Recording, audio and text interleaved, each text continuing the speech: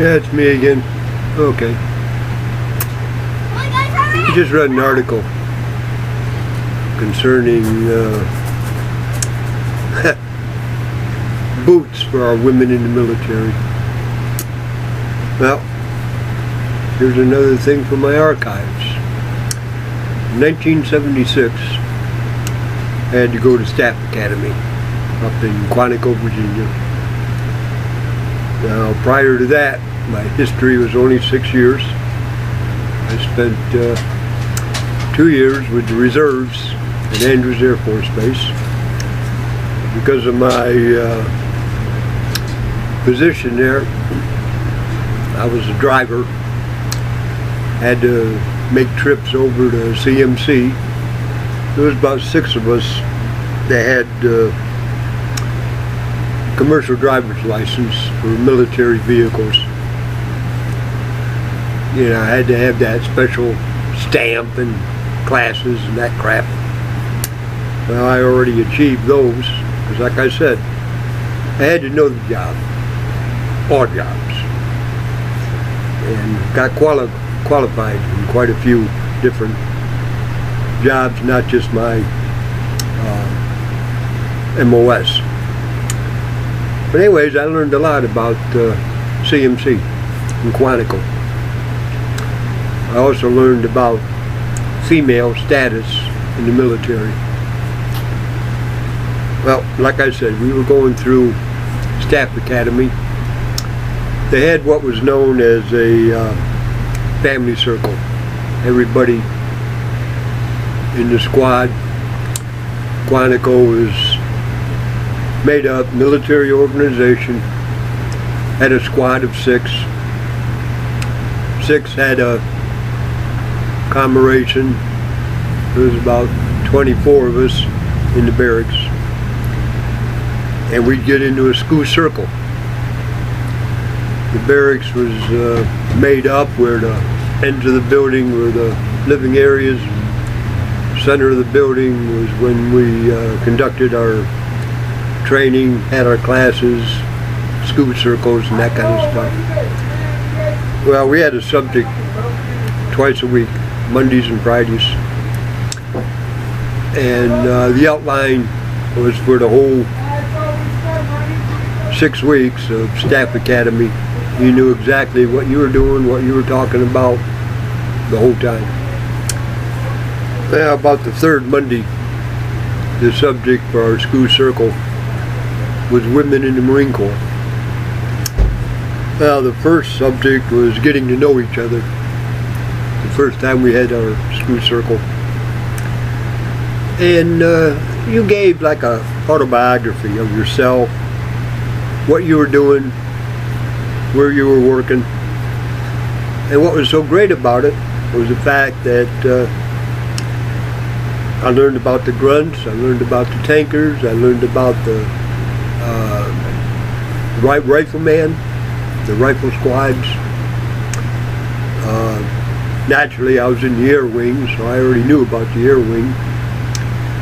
But there were some fields that I wasn't quite sure about. But they were covered in that circle. There was a staff sergeant there. I can't recall her name, but she said that she was stationed at Headquarters Marine Corps, awaiting orders back to the fleet. Well, because of my history with Andrews Air Force Base, I knew what that was about. Anytime you await orders, you're a thorn in the bush. You're a thorn in that system that you are assigned to. In other words, you don't go along with the program that's been assigned to you. So they set you aside, they push you in the corner, and then when they feel like it, they'll take care of your situation. Because majority of the time, you just receive orders. CMC, you're on a pretty much a 3-year program. They don't want to keep you at any one place longer than 3 years because you become an old salt. You become stagnant water, so to speak. But if you are awaiting orders, you stirred the pot. You caused disharmony, put it that way. Well, I didn't say nothing to her that day. But then it came time for women in the Marine Corps. The main subject. Well, I was the second person that got the floor. The major was part of our school circle that day. Him and the sergeant major. Well, I got the floor, which meant I had the floor. No interruptions. That was part of the law that they established. So I started talking. And I brought up the fact that if you're a staff sergeant and you receive 2 sets of orders, one male, one female, to go to CMC, that's Commandant of the Marine Corps, his reign of terror up there in Washington, D.C. With the male, he just gives him his orders and he's gone. But with the female, that's different. The female has to go get pictures taken, uniform, front and side view. Appropriate civilian attire, front and side view. A letter, handwritten by the NCOIC of that particular female. Handwritten letter written by the OIC of that particular female that's receiving the orders. Now those 2 letters and those 4 pictures are then mailed to the orders division at CMC. The photographs and the 2 letters have to be 100% approved, and then a message is sent to give the woman her orders so she can proceed to CMC. Now that to me is very prejudicial. I believe wholeheartedly that the women in the Marine Corps, for what I witnessed when I was stationed at Andrews Air Force Base dealing with CMC, that the women of CMC are prostitutes, just like the top floor of the Watergate Hotel. They are prostitutes in order to service senators and congressmen to get their vote for the Marine Corps and the Marine Corps issues, and to get the Marine Corps money. So that makes the Commandant Marine Corps pimp. Well, the major started talking. I looked at the major. Excuse me, sir, but the rules that you stated, you don't have the right to speak. I have the floor. Well, he decided to put everybody on break, smoke break. I have to go make a phone call. Staff Sergeant Taylor, you're not allowed to leave this room until I get back. Well, everybody took a smoke break. I walked over to the soda machine, reached in my pocket, and brought out some change. All of a sudden, this female arm went over me and put 2 quarters in the machine. And she whispered in my ear, "I'm buying. Hit it." So I hit the Pepsi. She looked at me and she goes, we need to talk. And I said, okay. So we walked over and sat down. She looked at me and she goes, how'd you know? And I looked at her and I said, your words. And she goes, you and I have never talked. And I said, that's right. But see, your words, the day that first time we had to talk, you said you were awaiting orders. That means you stirred the pot. You became a thorn at CMC. That tells me that you refused to spread your legs to the bureaucratic system. You refused to go to the dinner with that old man that's a senator of some state. You refused to have sex with that congressman who the Marine Corps wanted to make some money on. In other words, I got respect for you, because you're standing up for your rights. Well, she asked me what I was doing Friday night, and I told her nothing.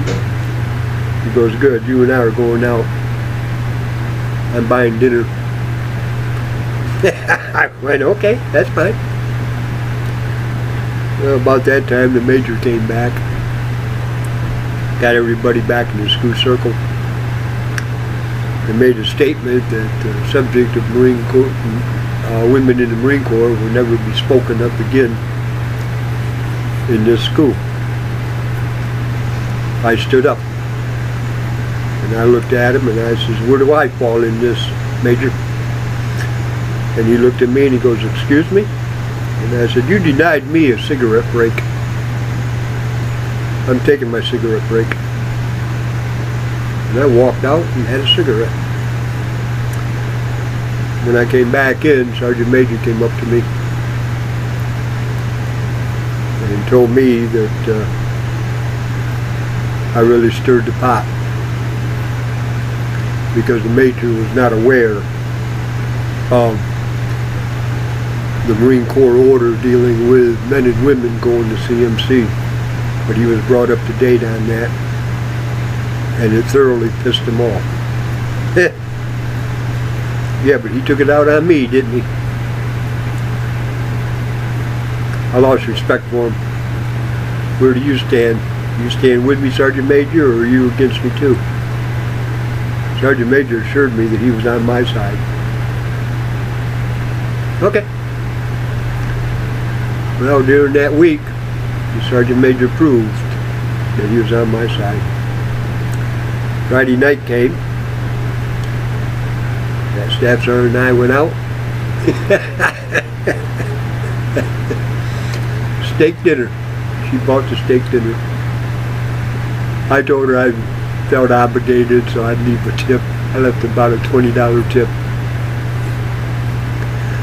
And her and I became friends through phone calls during the time that she had left. She got out, and I believe it was 81. Last time I spoke to her, I was in Hawaii, and she told me that she was getting out, and that she'd always remember me, just like I always remember her. Beautiful girl. Beautiful girl. But she had standards. But what gets me is this. When I went through DI school, we had 8 women. They had to perform as we did. They did everything that we did, including the runs, in utility uniforms, including boots. Had to do 8 miles under 1 hour.